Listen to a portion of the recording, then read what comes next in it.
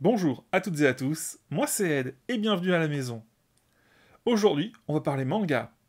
Ouais, comme toutes les semaines vas-tu me dire. Oui, mais on va faire une lecture, c'est-à-dire que je vais t'expliquer ce que j'ai lu et pourquoi c'était bien. Tu vas me dire, mais c'est déjà arrivé Ed. Oui, mais cette fois-ci, j'ai essayé de le rendre un petit peu plus intéressant. Tout simplement, en essayant de trouver une sorte de fil rouge à toutes ces lectures. Alors, j'ai cherché le fil rouge, je l'ai trouvé, et j'ai choisi mes lectures en fonction de ça. Je t'explique. C'est le temps, les générations. Je développe. Qu'est-ce qu'ont connu mes parents? Qu'est-ce qu'ont connu mes grands-parents? On va se donner un lieu, le Japon, plus particulièrement Tokyo. Même si à la fin, sur le dernier livre, on passera peut-être un petit peu à Kyoto, mais peu importe. Aujourd'hui, moi, Tokyo, je connais. J'y suis déjà allé, il y a quelques années, juste avant le confinement. Donc j'ai une bonne idée de ce que c'est Tokyo. Quand j'avais 10 ans, dans les années 90, c'était comment l'ambiance? Qu'est-ce qu'on pouvait y trouver comme genre d'histoire? Bah, écoute, j'ai pris un bouquin qui prend part dans les années 90 à Tokyo. Sanctuary. Sanctuary, c'est un bouquin où tu vas suivre deux jeunes hommes qui vont vouloir renverser le pouvoir, le changer.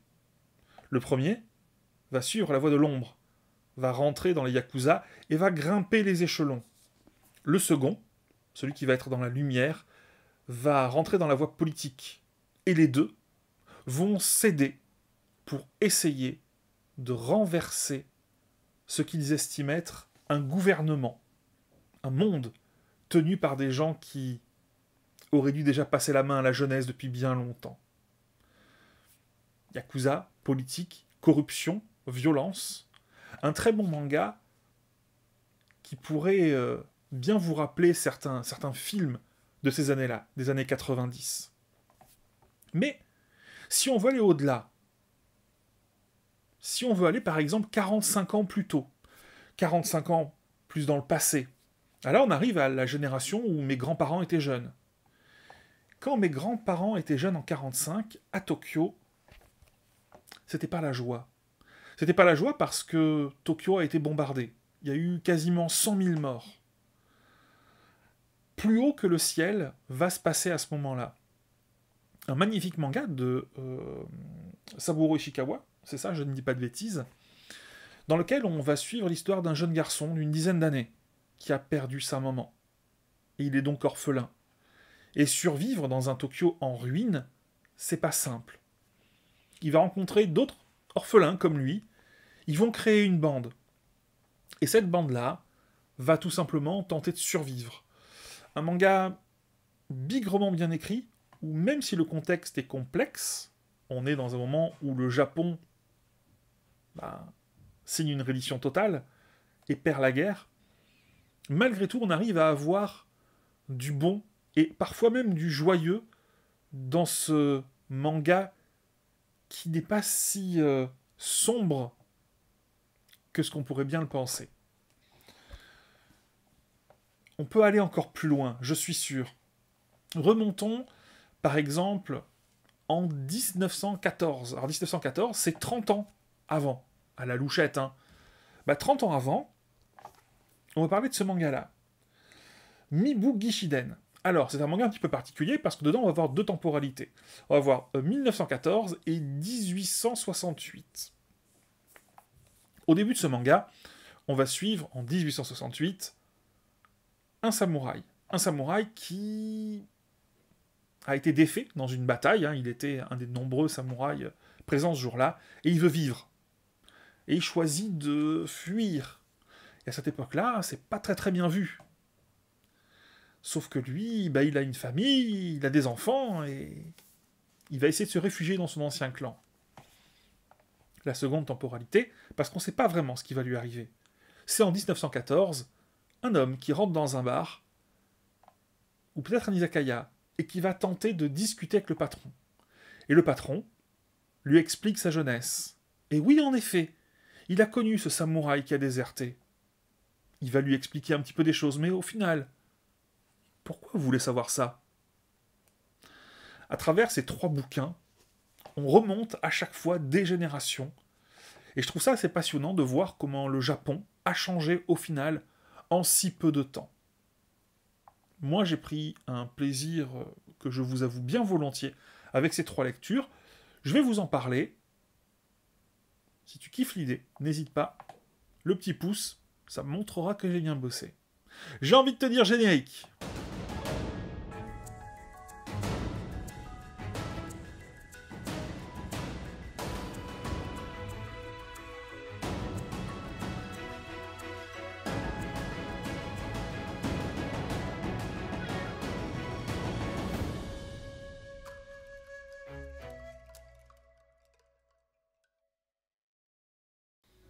Et donc, projetons-nous une trentaine d'années en arrière, en 1990, à Tokyo, avec Sanctuary. Sanctuary est un manga fait à 4 mains. Tu as un scénariste et un dessinateur. Le dessinateur, Monsieur Ikegami, était présent au Festival d'Angoulême. On en a déjà un petit peu parlé. C'est un monsieur de 80 ans maintenant d'ailleurs, hein, qui a beaucoup de cordes à son arc. Il a fait par exemple, alors bah, évidemment, pour les plus connus, Sanctuary et Crying Freeman. Avant de commencer à te parler de l'histoire, je vais te dire que déjà c'est loin d'être la première édition de ce manga. Le manga a déjà eu plusieurs éditions, je sais plus exactement combien, j'ai un petit doute, donc je ne préfère pas te dire de bêtises. Mais ce que je peux te dire, c'est que l'arrivée en France remonte, si je dis, j'en suis sûr même, à 1995. 1995, et je l'ai découvert à cette époque-là, parce qu'il est sorti dans un magazine de prépublication qui s'appelle Kamea Magazine. Kamea Magazine, après avoir édité Crying Freeman, a édité Sanctuary. Et c'est intéressant parce que je le possède, et j'ai pu comparer. Bouge pas, je te montre ça. Donc je t'ai sorti le recueil de Kamea Magazine, qui regroupe à chaque fois 2 tomes, et nous on parle de ce tome-là, celui-là, là, dans lequel on va retrouver, ici, le premier chapitre de Sanctuary, comme tu peux le voir. Alors, à l'époque, c'était pas obligatoirement une claque, parce qu'on avait déjà Crying Freeman, qui était déjà édité juste avant, mais en vérité, Sanctuary, pour moi, a apporté quelque chose de plus. Ce qu'il a apporté, c'est une mise en abîme dans cet univers de la politique et des Yakuza, avec beaucoup de violence, que ce soit de la violence psychologique ou de la violence physique. On n'est pas dans du gore, attention, mais on se sent clairement projeté dans ce Tokyo, où on a ces 2 individus, ces 2 héros, qui sont au final dans 2 univers différents, mais on se pose plein de questions. Qui sont-ils? Quel est vraiment leur objectif? Quel est leur lien? Et très honnêtement, c'est un manga très prenant. Si on reprend... Attends, je me penche un petit peu.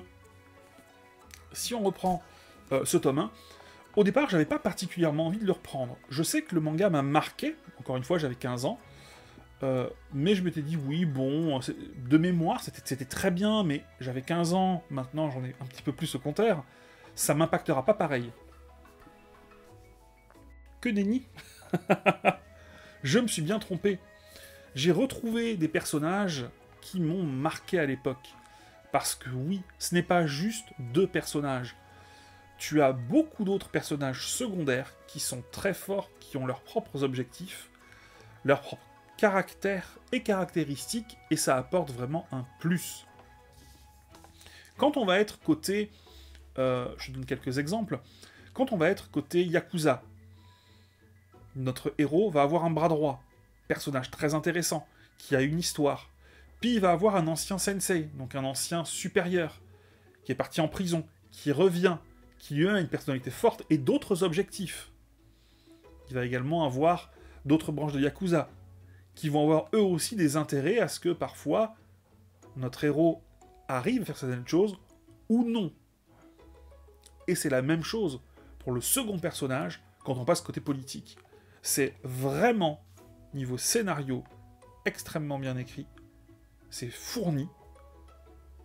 Et on sent ce côté... Moi, j'ai eu l'impression, très honnêtement, de revoir peut-être certains films que j'ai pu voir un peu plus jeune sur la mafia japonaise ou sur toutes les magouilles de cette époque-là. On est vraiment dans un vrai retour en arrière, mais non pas de manière péjorative, tu vois, en ce qui concerne la technique, mais vraiment dans ce côté ambiance. C'est un manga où tu le verras, et c'est pour ça, je précise attention, il y a pas mal, alors il n'y en a pas tant que ça, mais il y a pas mal de nudité. Quand tu évolues dans le milieu de la pègre, ça veut dire aussi la prostitution. Donc quand tu as des maisons closes facilement à disposition, hein, on va très souvent voir les femmes de joie. Donc, ça tu en verras régulièrement. Tu verras de la nudité frontale. Il n'y a pas d'appareil génital, je te rassure là-dessus. De mémoire, c'est du 14+. Sanctuary, c'est un manga pour moi qui est mature, qui est extrêmement intéressant, un très bon thriller, qui a gardé du charme dans le dessin, et ça c'est important. C'est rythmé, il se passe plein de choses, on voit l'évolution des deux personnages dans leur propre caste, et ça, c'est vraiment très intéressant. On voit aussi tout ce qui est parfois jeu de manipulation, c'est-à-dire quand un tel va commencer à mettre des bâtons dans les roues d'un de nos deux héros, comment est-ce qu'ils vont arriver à le prendre parfois à son propre jeu, parfois ça va marcher, parfois pas. C'est vraiment une excellente lecture, je te la conseille fortement, si tu as l'âge.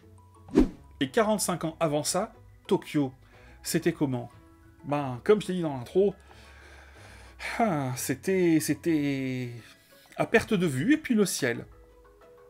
Dans Plus haut que le ciel, on va suivre encore une histoire de Saburo Ishikawa. Moi, Saburo Ishikawa, tu sais que j'adore ce monsieur, j'adore ce qu'il fait, c'est un maître de la tranche de vie, entre autres avec une sacrée mamie, et pour moi c'est quelqu'un qui arrive, même dans des situations tristes et ou difficiles, il n'est pas dans le pathos, il n'est pas dans le gore. Il est, comment est-ce que je pourrais te dire ça? T'as ce côté parfois où ça pue la bienveillance, et tu en as là-dedans de la bienveillance, où tu vas avoir des moments où même parfois dans la misère, on peut être heureux. Et c'est vrai que c'est très touchant. Dès le début, on attaque avec notre héros, ce jeune garçon, oui, Tokyo se fait bombarder, et oui, il perd sa mère dans des circonstances horribles, et c'est pas vraiment caché.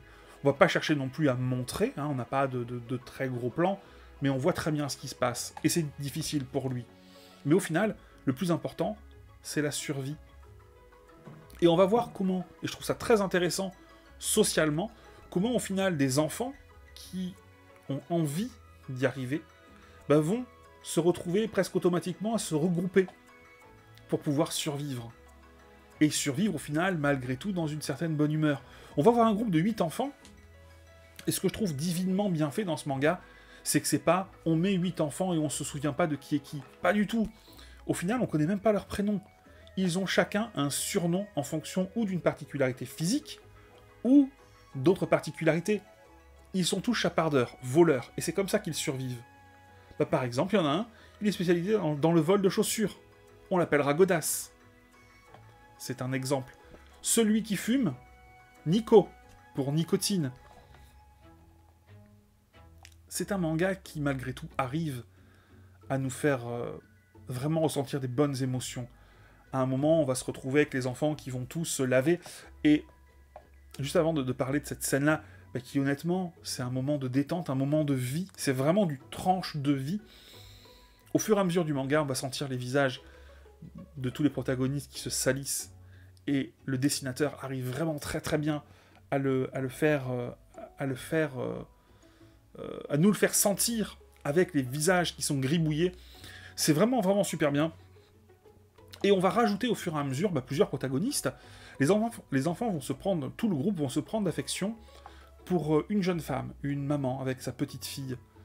Et au final, elle va se joindre au groupe. Ça va être très bien traité. Elle va prendre un petit peu la place de la maman. Et tout ce qu'ils vont voler, elle va aller le vendre. Parce que c'est plus simple quand tu es une femme de vendre que plutôt quand tu es un enfant de 10 ans un peu pouilleux. D'autres personnages vont se rajouter, qui vont être très intéressants, comme par exemple un jeune homme qui revient de l'armée, qui était un kamikaze, et qui n'est pas allé jusqu'au bout. On va avoir des choses aussi qui me semblent être, en tout cas, réalistes, c'est-à-dire la loi du plus fort. Quand t'es un enfant, que tu arrives à avoir des ressources, il y a toujours des hommes plus vigoureux, plus grands, qui vont essayer de te le prendre. Il y a aussi ce problème de Yakuza. C'est une série en 3 tomes, sur une période que je trouve intéressante. Il n'y a pas du tout Enfin, en tout cas, j'ai lu les 2 premiers tomes sur 3. Il n'y a pas du tout de notion d'américain. C'est-à-dire qu'on en parle au début, et après, on en parle un petit peu, parce qu'il y a ce côté où parfois les Américains amènent des choses, des cigarettes, etc. Mais on va pas être dans l'auteur japonais qui tape sur les Américains. C'est pas du tout ça le point de vue. Et c'est ça que j'adore. C'est qu'on est du point de vue des enfants. On est du point de vue des héros. Je me permets également rapidement de parler de la... Comment est-ce qu'on appelle ça? De l'édition. Du très bon papier blanc. Il est vraiment blanc. Je le dis parce que je trouve que Black Box, sur le coup, a fait du très très bon travail. Et quand c'est le cas, il faut le dire, c'était vraiment très plaisant à lire. Des volumes qui sont plutôt grands. Et il n'y a pas plus de jaquettes que ça. C'est un petit peu à l'ancienne, pour ceux qui ont connu les Dragon Ball pastel. Rapidement, une petite chose aussi.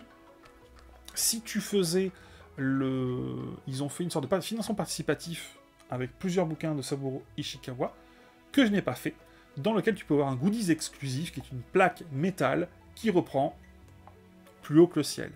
Est-ce que je suis en train d'essayer de me la fournir? C'est possible. Je t'en dirai peut-être plus au prochain achat manga, et si tu la vois pas, je continue à la chercher.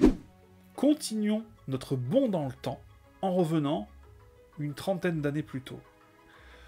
Disons 1914. Dans ce manga, il se passe pour l'instant, il n'y a qu'un tome sorti, il se passe en 2 phases. 1914, un homme rentre dans un bar, à Tokyo, toujours la même ville. Et il va sympathiser avec le tenancier. Ils vont discuter, et le maître des lieux aime raconter sa jeunesse. Je te rappelle juste qu'on est dans une époque, en 1914, où le Japon sort son premier véhicule, sa première voiture, une date, la date 1. À peu près comme une Ford Model T, qui est sortie quelques années plus tôt. Il raconte sa jeunesse.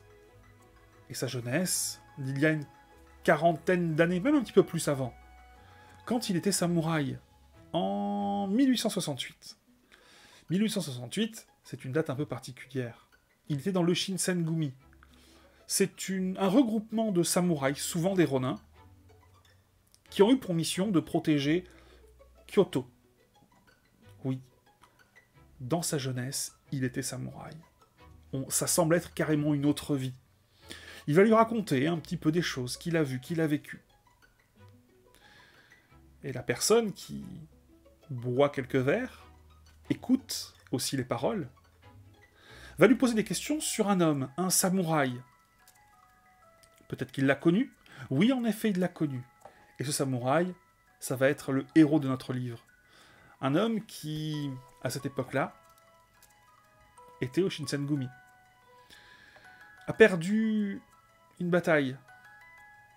Et au lieu de périr glorieusement, dans l'honneur sur le champ de bataille, a décidé de fuir. Fuir parce que il voulait revoir sa femme et ses enfants. Mais à cette époque-là, quand on est samouraï, on ne fuit pas.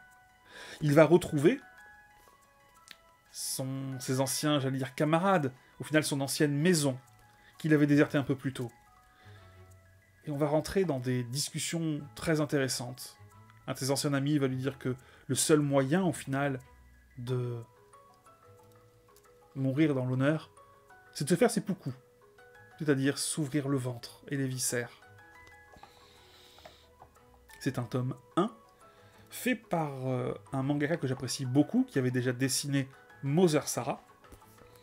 C'était une lecture un peu déroutante. Un peu déroutante parce que on va être à 2 époques différentes. Au final, au début, vous allez voir, on va parler du samouraï, on a l'impression que c'est le présent. Et au final, on se rend compte que peut-être pas, c'est le passé. On va raconter cette histoire. Est-ce qu'il va survivre? Oui, non. Est-ce qu'il va retrouver sa famille? Est-ce que sa famille est encore vivante?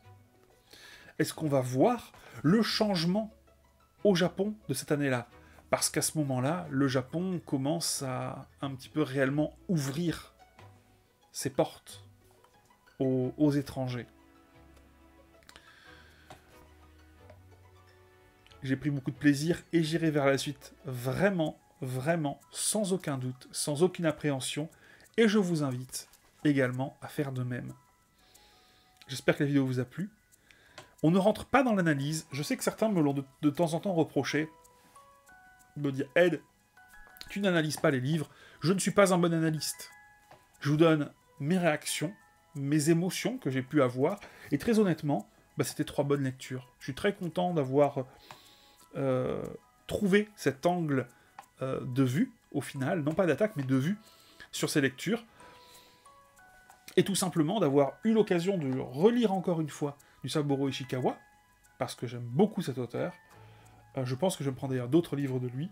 Très content d'avoir relu un manga que j'avais lu quand j'avais 15 ans, au final, avec mes yeux de quelques années plus tard, et me dire qu'en fait, je sais pas si j'étais passé à côté de quelque chose, mais oui, j'ai bien envie d'y aller, parce qu'en fait, c'est un bon manga. Dans mes souvenirs, il était peut-être un petit peu moins bien.